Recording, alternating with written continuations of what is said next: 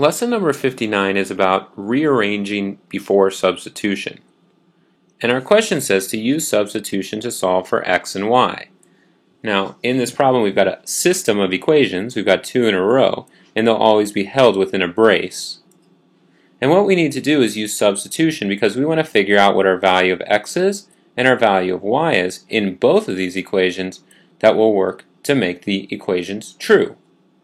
So what we need to do is we need to rearrange. And I'm going to choose to rearrange the top equation for x because it's already got x by itself. So if we do that, what we need to do is we need to say, well, our original problem is x minus 2y is equal to negative 1. So in order to get x by itself, we're going to add 2y to both sides. So what we end up getting is x is equal to negative 1 plus 2y. That's nice because we can take this x value of negative 1 plus 2y, substitute it in for x in our second equation in order to solve. If we rearrange our first equation, then we have to put the value into the second equation and vice versa. So we're going to get 2 times our x value, that's negative 1 plus 2y, minus 3y, is equal to 4. Now we're going to solve. We're going to start with the distributive property. 2 times negative 1, that's negative 2. Plus, because that's what the problem tells us to do, 2 times 2y, that's 4y, minus 3y is equal to 4. Well, 4y minus 3y, that's 1y. So we're going to get negative 2 plus y is equal to 4. Let's add 2 to both sides. So we're going to add 2 to both sides in order to get y by itself. Plus 2 plus 2. So we can rewrite now, and we're going to get, well, y is equal to 4 plus 2, that's 6. We've got our final answer for the y. If y is equal to 6, then we need to figure out what x is. Now we've already solved for x, so let's put y in here so we can figure out what x is. We could put y in over here, but then we'd have to rearrange to figure out for x. So let's make it as simple as possible. Well, we've got x is equal to negative 1 plus 2 times our y value, and y is 6. So x is going to be equal to negative 1 plus 2 times 6, that's 12. And negative 1 plus 12, that's 11, so x is equal to 11. We've got our final answer.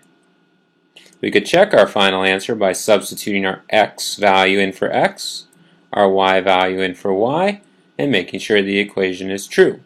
For this case, they are true. The other way that we could report our answer would be to say 11, 6 as a coordinate pair, x, y, and then box or circle that. It's your choice how you'd like to report. Both ways will give you full credit. We've got one more problem. Our next problem says, use substitution to solve for x and y. Now in this case, remember we're always going to have a brace around these. I'm going to choose to solve for y because it's the only value that's there by itself without a coefficient that's other than 1. So we're going to get 2x minus y is equal to 10.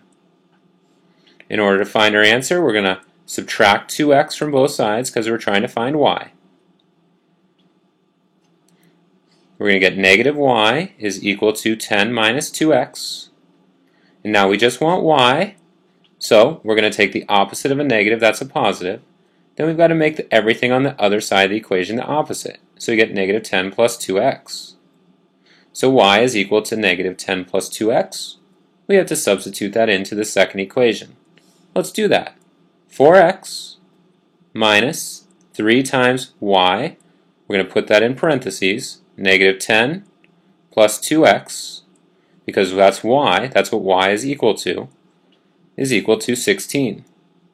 Now this problem's a little bit tricky because here we have minus 3, so what we need to think about in this problem is saying 4x plus negative 3 times negative 10 plus 2x is equal to 16.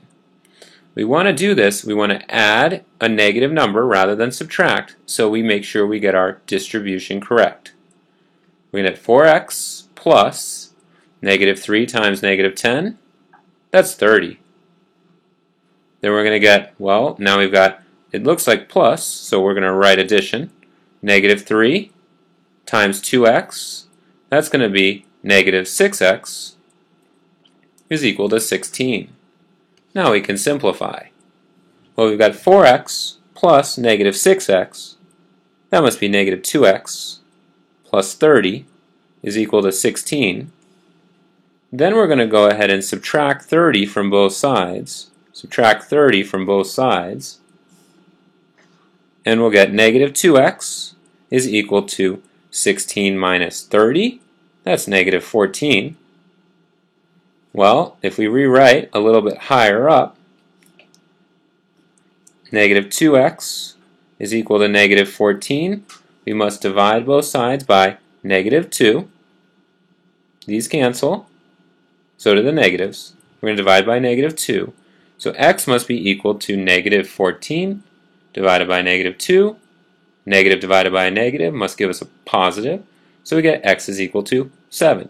We've got the first part of our answer. Now if x is equal to 7, we can easily figure out for y here, because we've already rearranged. Well, we know that y is equal to negative 10 plus 2x, so y is equal to negative 10 plus 2 times our x value of 7. 2 times 7, that's 14. So we're going to get negative 10 plus 14 is equal to y. Negative 10 plus 14, that's 4. So we've got our answer. Y is equal to 4. We could report this as a coordinate pair with x first, y second, or we could leave it like this. Either way, we got the answer correct. We could check our work by substituting the x back in here, the y back in here for both equations to make sure they're true. And they are. Lesson practice will be on page 240. Make sure you've got your notes complete, and I'll see you during our next class.